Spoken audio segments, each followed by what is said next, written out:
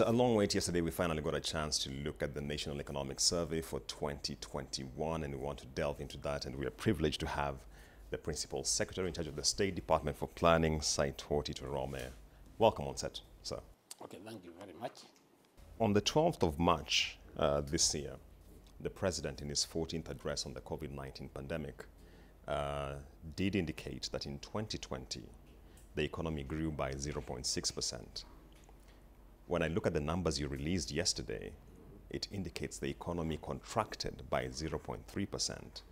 And many of us looking at this are wondering, how do we harmonize the two? Especially because, depending on which metric you're looking at, it tells you Q4 could have given a different outcome. If I use your numbers, Q4 growth was about 0.75%. If I use the President's numbers, Q4 growth was about 4.25%. So how do we harmonize that? What the President gave was actually an estimate, and it was based on quarterly GDP. And you remember, the worst quarters, if I were to go back to 2020, the worst quarter was actually the second quarter. That was April up to June. And that was the time when we had completely total lockdown. That's the time the curfew was going up to 7 o'clock in the evening. So that is the time the economy did very poorly. But the first quarter of 2020, you know, we reported the first case, I think, in March, isn't it? Yes. March 2020.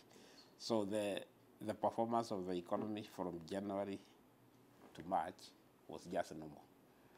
And things worsened in the second quarter and the third quarter. But in the fourth quarter, which is from October to December, at that time we had actually relaxed. Even the curfew had been, the time for the curfew had been increased from 7 to 10. So at least the economy started generating. And also you remember during those periods, even the little economic growth, even the sector that did very poorly, like tourism, they actually recovered slightly from October to December, and mainly because of domestic tourism, when people now used to go for a holiday in tourist resorts and what have you. So what the President was actually may have been referring to is the positive growth that was realized in the quarters that were not affected so much by the COVID-19 pandemic. If you look at the public finance architecture in the country, you really understand why the economic survey is normally released around late April. And that's because it helps in the budgeting cycle in terms of providing the data which underpins the planning process. The question that now abounds is, given the delay that we have seen, to what extent do you feel the planning process has been undermined by the lag that we have now suffered? It does not actually affect much the planning cycle, because take an example like the budget. You know, the budget, the planning for the budget starts, in fact, as soon as the budget of a financial year is presented, the process of preparing the other one starts. For example, we have already started the preparation of the budget for 2020 to 2023. So even the budget for the financial year that ended on 30th of June 2021, it started in August. It actually started in August 2020. So there is long period of time. And because we are in the same government, the information is always available for budgeting purposes. Probably the only thing that may have been affected, and not even so much, it is because everything must be based on the economic survey of 2021. The only thing that we have not been able to release is the quarterly GDP, but the data has been collected. But now, because the economic survey for 2021 has been launched, now KNBS will embark on providing data on the quarterly GDP, the quarter 1, and then quarter 2, which will inform or which will assist other analysts to focus on the way the GDP is likely to be. One thing that we should understand is that KNBS does not focus on GDP. It provides the data as it is. Then other analysts like KIPRA, the central bank, and planning. At that time now we can model and project the economic growth using the base data. So the release of Economic Survey 2021 is very important, because now we shall be able to focus, or we shall be able to estimate the quarterly GDP for the last 2 quarters. So it did not really affect the preparation of the budget, because the preparation of the budget normally starts earlier. So you're saying the quarterly numbers for 2021, so when do we expect to start seeing them roll out? Because definitely there'll be a knock-on effect in terms of the delay from the survey. Now, when do we get Q1, 2021 and Q2? We should be able to get them by either October or November, latest November. But by October we should have, because data collection by KNBS was actually, they were still doing them. It's only that they could not now release, because it has to be benchmarked on the survey. Now that the survey numbers have been released, they'll now be able to analyze those data and release quarterly GDPs either October or November, latest November. We can't reach December before they release. One of the ironies in the numbers that I was looking through yesterday following the release of the report was that given the number of contractions we saw across sectors, last year, strangely, in the last financial year, is the one year where KRA surpassed its revenue targets. Yes. And the question is, what exactly was at play here? Did we, based on the surveys that you've done as a planning entity, did we tax businesses and households to their deathbed, or what exactly played out here? You see, I think for KRA meeting its revenue target, mostly not really overtaxing, because we were still using the rates that were passed by Parliament through the finance bill of 2020. But what KRA did, they actually improved. They actually now trying to seal the loophole, where there is what we call the revenue leakage. So, and we thank the current DG because he's actually doing that. So it's just a matter of trying to reorganize themselves. Then they see where there are leakages, and then now they collect. So that is where they're actually surpassing their target. And we are happy, even if the trend continues. This year we expect things to normalize. So it's just internal reorganization of KRA, where now they're actually trying to seal the loophole, or where there are actually tax leakages. Yeah, so they're actually now they are also trying to make a lot of effort, because you see now, because of the debt situation, the government wants to mobilize more domestic resources, as opposed to all the time looking for the external debt. So because of that, there is a lot of work, there is a lot of reorganization happening in KRA, and that is why we can see some changes in, or some, the KRA surpassing its target. Let's talk about the rebasing of the GDP. One of the desired outcomes of rebasing is that for developing economies such as ours, we would be able to begin mainstreaming the vastly informal economy into the formal side for the very purpose of boosting your revenue mobilization, etc. We did one in 2014. Now we have one which you made public yesterday. Do you feel we're realizing this target? And why I ask that is because year on year, we keep on talking about widening the tax net without making much progress because of the vast informal economy. You revise after a given period of time. It can be even 10 years, 5 years, because rebasing is an exercise that you need to collect a lot of data.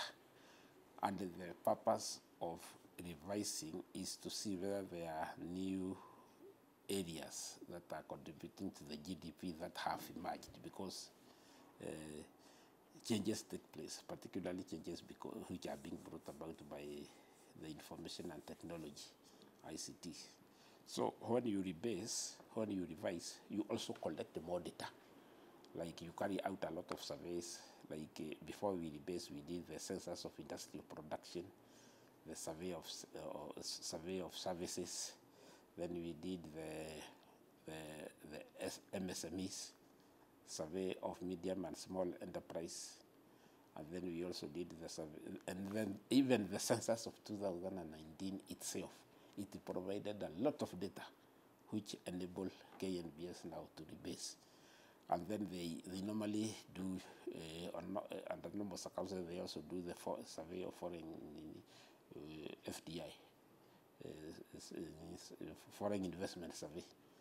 They also do all those things. So all this data, when it is collected, it enables us to see which sectors are growing, which revenue, the income streams that are coming up. And now, when we did the rebasing, we actually found that our economy improved from 2019 to 2020 by more than 500 billion, which means our economy actually expanded. And this is something that is done routinely. I think since we got independence, we started doing it in 1967. So it's normal. And this is what is prescribed by what we call the systems of national account, which are actually developed by the IMF. And the IMF give a lot of capacity, a lot of capacity support when we are actually doing these things. And that is one of the reasons now, in your earlier question, why the delay? It is because we were rebasing. And this requires a lot of consultation. You involve a lot of stakeholders.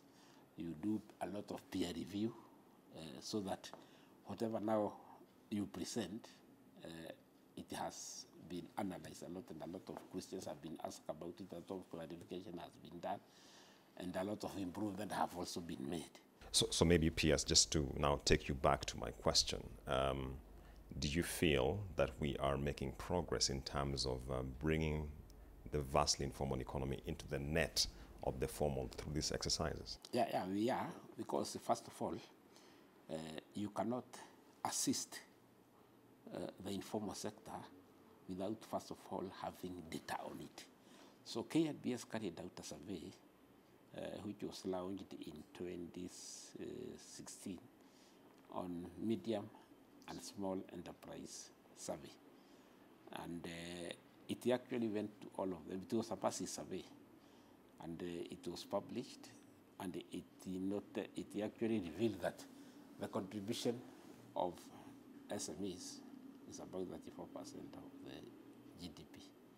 It contributes 34% to the GDP. And then we also noted that much of the employment is actually in SMEs.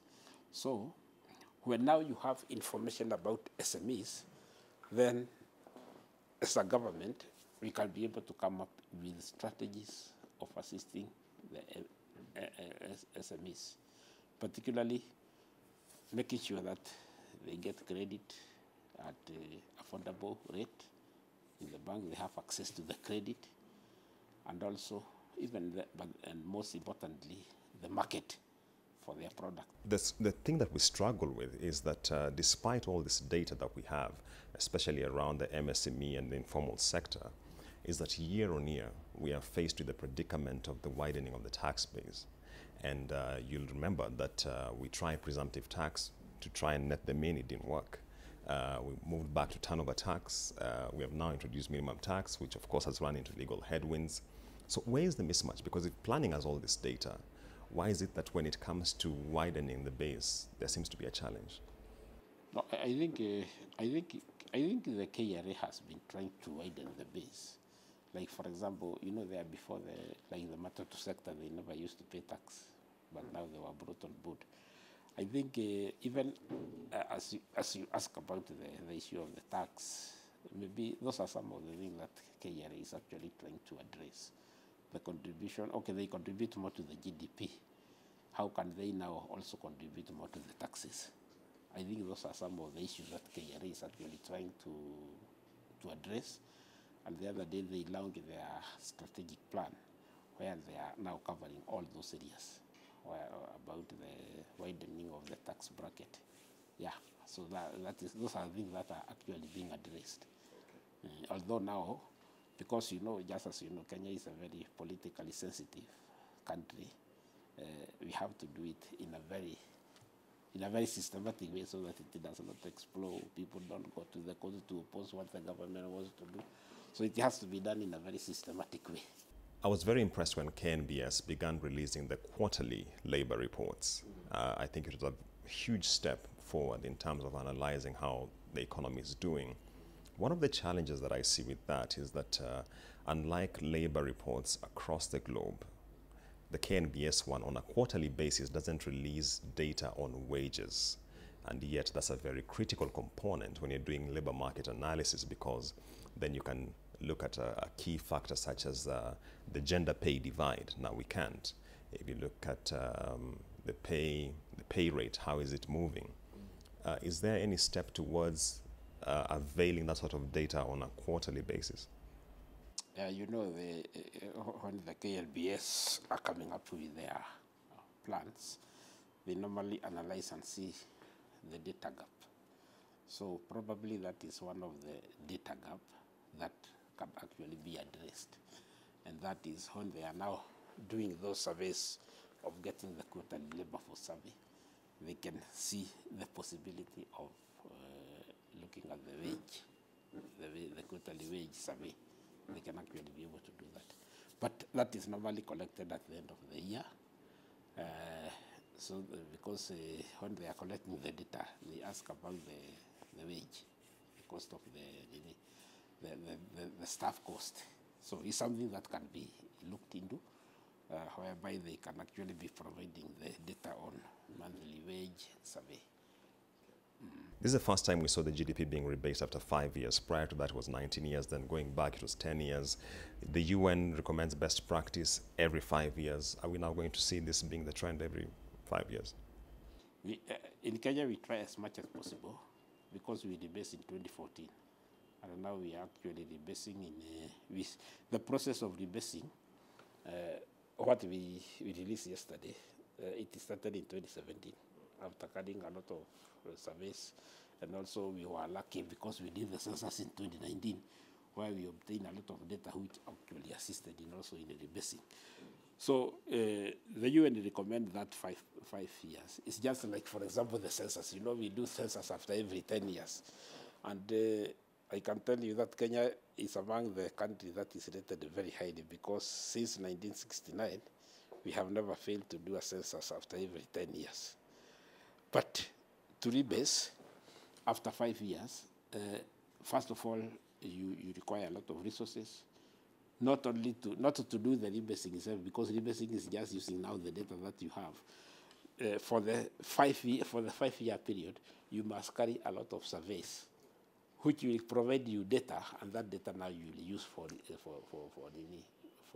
rebasing.